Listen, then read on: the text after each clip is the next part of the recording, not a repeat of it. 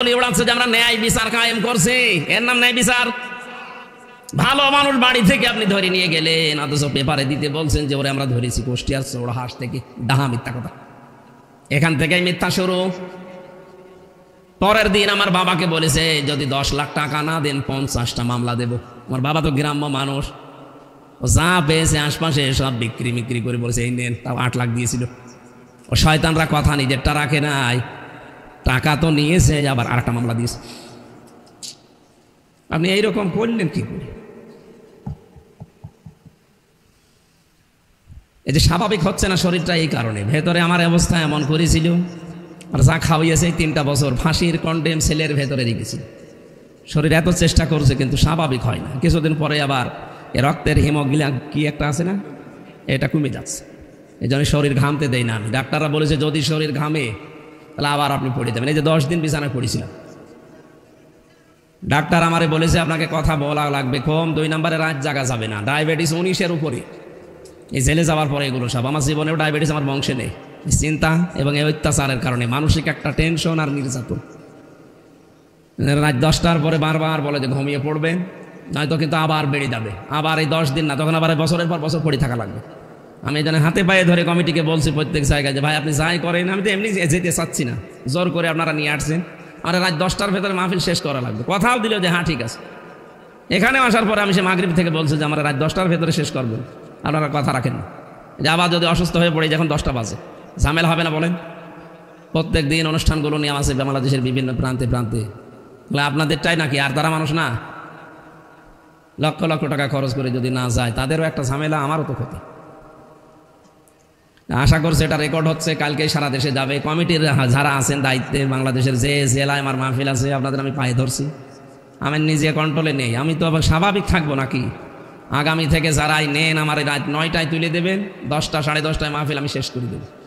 নয়তো আমারে নেবেন না, অন্য হুজুর নিয়ে আসেন, আমারে নিয়েন না ভাই, আমারে মেরে ফেলবেন। আপনি গরু দিয়ে চাষ করে খাবেন, গরু যদি মরে যায় আমার তো কিছু বেঁচে থাকা লাগবে।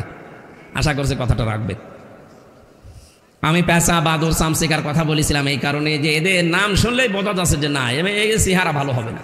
এই জন্য রাতে অন্ধকার যখন সেয়ে যায় মানুষের শুধু ক্ষতি করে বেড়ায়। এই পৃথিবীতে যে মানুষগুলো শিরিক, বেদাত, কুফর এবং জুলুমের অন্ধকারের পথগুলো বেছে নিয়েছে, এই মানুষগুলো স্বাভাবিক না। দিনের আলো, কোরআনের আলো, ইসলামের আলো এদের সহ্য হয় না। এই মানুষগুলো তখন জুলুমের অন্ধকারের পথ বেছে নেয়। বেছে নিয়ে ঠিক থাকে, হাজারো মানুষকে বিনা কারণে ধরে, গুম করে আর আয়না ঘরে রাখে। আয়না ঘর নাম শুনেছে, মনে করছেন যে চারিদিকে আয়না দেওয়া। একটা জীবিত মানুষ মাটির নিচে 2-4 বছর 2-4 দিন 5 দিন পরে যদি ছেড়ে দেয় তো বাঁচা যায়। 8 বছর 10 বছর, আমি তো 14 বছরের মানুষও দেখেছি। ঢাকার একজন বিএনপি নেতার নাম আমার এখন মনে নেই, উনি অনেক দিন ওখানে আছে, এখন মনে হয় তাকে মেরে ফেলিস, এখন আর সে নেই। আপনি যেই লোকটা 8 বছর 10 বছর পরে এই কবর থেকে বের হয়ে আসছে, সেই লোকটা জানে না যে এখন কোন সাল, এটা যে 2024 সাল সে জানে না। এটাতে কোন মাস তার খেয়াল নেই, সে জানা নেই। কি বার এটা সে জানে না, কয়টা বাজে ও কিচ্ছু জানে না। কারণ এতদিন ও ওইভাবেই কাটিয়েছে। কখন নামাজের সময় হয়, কখন চলে যায় ও নিজেও জানে না। আর যারা দায়িত্বে থাকে ও শয়তানরা বলেও না। নামাজের সময় যদি কেউ নামাজ পড়তে যায়, আমি দেখেছি এত জোরে মিউজিক দেয়, গান দেয়, আপনার সোরাকিরা সব ভুল হয়ে যাবে। খাবার দাবার যে অবস্থা, সকালে পোষা চুলা দেয়, দুপুর বেলা খাবার দেয়, তাও মনে হয় কেউ মাখিয়ে দিয়েছে, খেলে খান না খেলে রোজা থাকে। এ কঠিন অবস্থা আমার আল্লাহ সহ্য করেননি, এমন ধরা ধরেছে বাপ বলার সময়ও পাইনি। এই জন্য যে মানুষগুলো কোরআনের কথা শোনার পরে যে দেখে না, সারা জীবন আমার জীবনে জুলুম, শিরিক, বেদাত আর কুফরি দিয়ে ভরপুর ছিল অন্ধকারের পথ। কোরআন আসলে ওই জায়গাটা আলো হয়ে যাবে। ওই মানুষগুলো তখন রাগ করবে। আপনাকে যারা নিয়ে এসেছিল ওদের ভেতরেও যদি এই গুণগুলো থাকে, তারাও আপনার প্রতি রেগে যাবে। এই জন্য আপনি কারো দিকে তাকাবেন না। আমি যেভাবে আপনাকে প্রচার করার জন্য বলেছি, কোরআনে কারিম আপনি ওইভাবে প্রচার করবেন। এ নির্দেশ কার? আমরা এই নির্দেশটা সামনে রেখে আল্লাহর দিকে তাকিয়ে তেলাওয়াতকৃত আয়াতটা আমি তাফসির আকারে কথা বলবো। আপনারা লিখেই দিয়েছেন তাফসিরুল কোরআন মাহফিল। আল্লাহ আমাকে যেন বলার মতো তৌফিক দান করেন, বলেন আমিন। জবান ছেড়ে কোরআনের সোনালী আয়াত একবার পড়ে নিন। আউযু বিল্লাহি মিনাশ শাইতানির রাজিম, বিসমিল্লাহির রহমানির রহিম। শারআ লাকুম মিনাদ-দীনি মা ওয়াসসা বিহি নূহাও ওয়াল্লাযী আওহাইনা ইলাইক ইলা আখিরি আয়া। সূরা সূরা, কোন সূরা? বলেন বলেন। সূরা সূরা 53টা আয়াত আছে। আমি 13 নাম্বার আয়াতটা পড়েছি। এর শাব্দিক অর্থ যত তাফসীর আছে পৃথিবীতে, প্রত্যেকটি মুফাসসির সূরা শব্দের শাব্দিক অর্থ দিয়েছে পরামর্শ।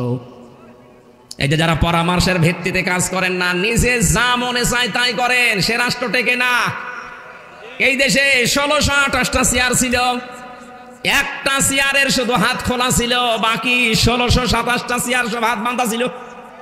কারো পরামর্শের তোয়াক্কা করতো না, মনে যা চায় তাই করতো।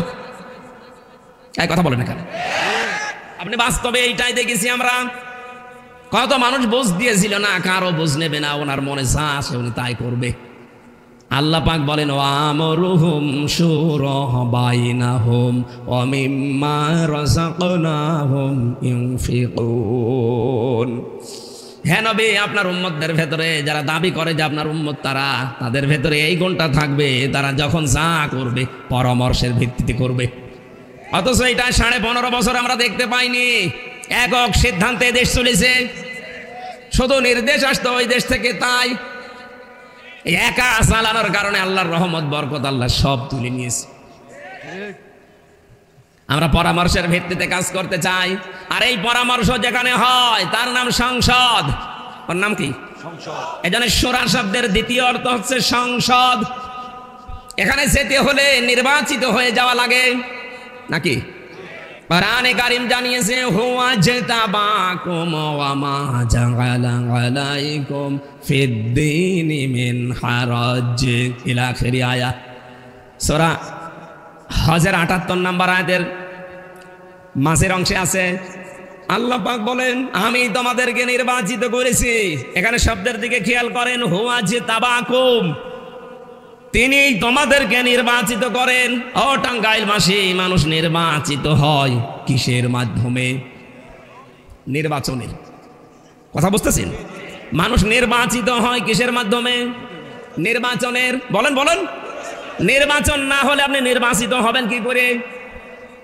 আল্লাহ নির্বাচিত করেন নির্বাচনের মাধ্যমে। লক্ষ লক্ষ নবীর উম্মত দাবি করেছিল যে আমরা শেষ নবীর উম্মত।